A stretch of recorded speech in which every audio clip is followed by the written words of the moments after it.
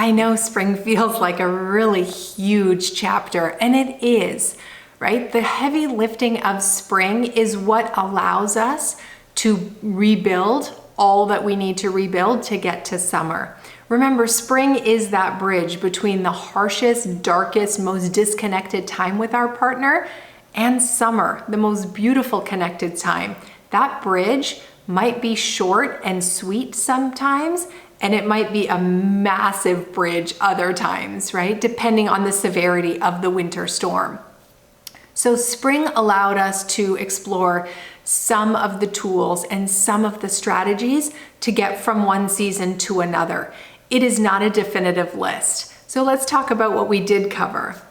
What we looked at was both internal spring cleaning and external spring cleaning. So on the internal side, of course, we always start with ourselves because our love relationship is a direct reflection of how we feel about ourselves and what we understand about love and our worthiness of love.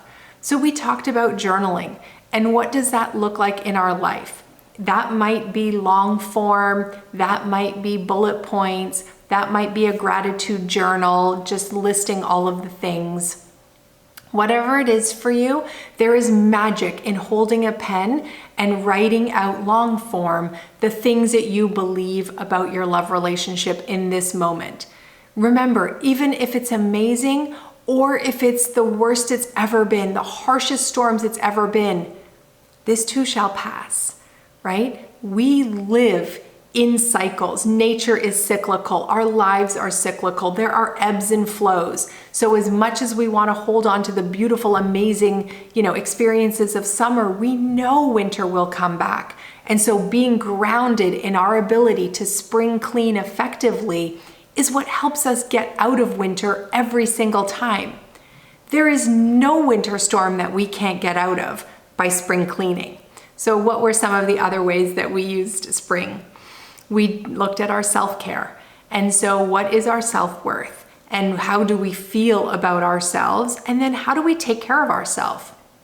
Because if we're coming to the relationship empty and depleted and sad and deeply unfilled, we cannot meet our partner where they are, right? We are really coming to them in a secret way, begging for them to fill us up. And that's not their role, right? Their role is not to pour into us all the time. We actually need to pour into ourselves because we know what we need, right? And as much as your partner might say, oh, why don't you take the day off and go biking? You might actually need to do other things intellectually. You might need to do something spiritually. You might need to do something, other than just physical activity, right? So yes, that's beautiful and kind and loving. And you might need to get your finances in order, or you might need to work through a project at work and, really just get grounded in your expertise at work.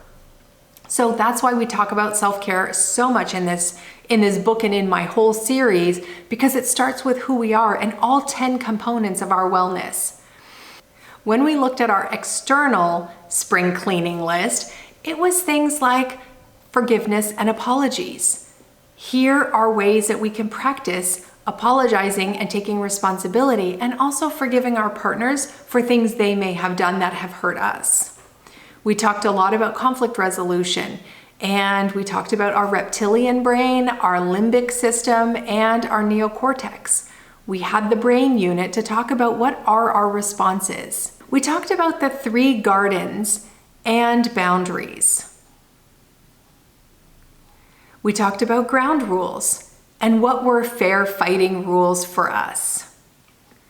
We looked at using a communication journal, if that might be a benefit for us. And we looked at various life systems, things that we could put in place that would really make a difference for our relationship.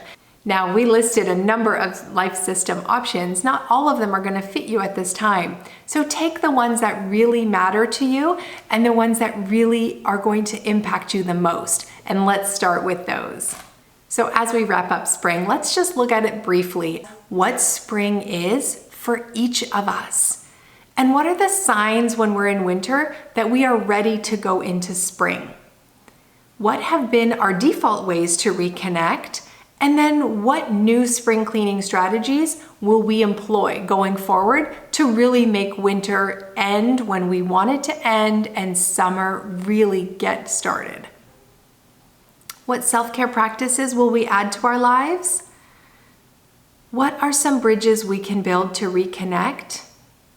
And what are our top winter-prone issues, and how can we create a plan to spring clean them now?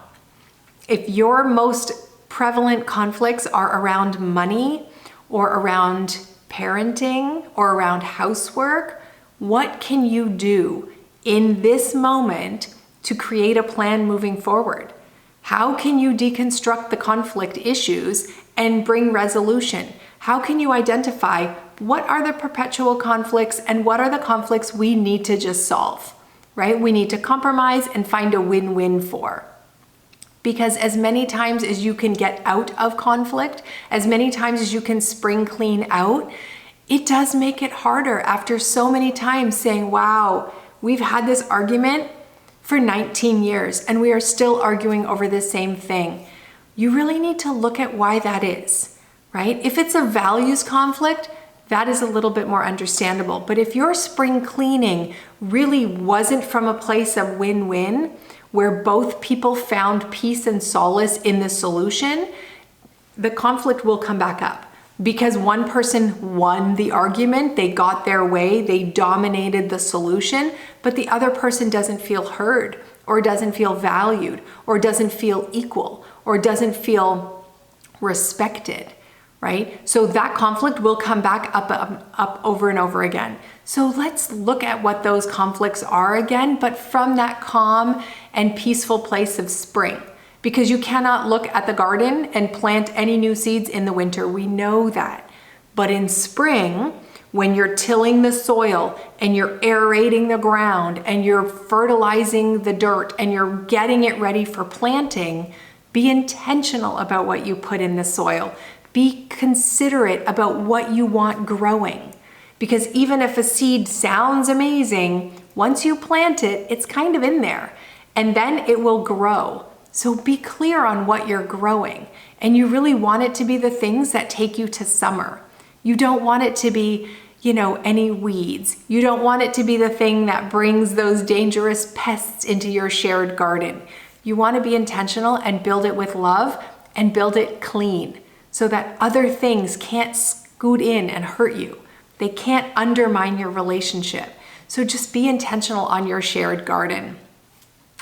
I'm so grateful you were here with spring with me. This is a huge topic and there are not going to be that many more chapters with this much volume because spring is where the heavy lifting happens. But I'm very excited that in the next video, we are going to talk about summer, which is the best it can be for you and your partner. How great is that? I'll see you there.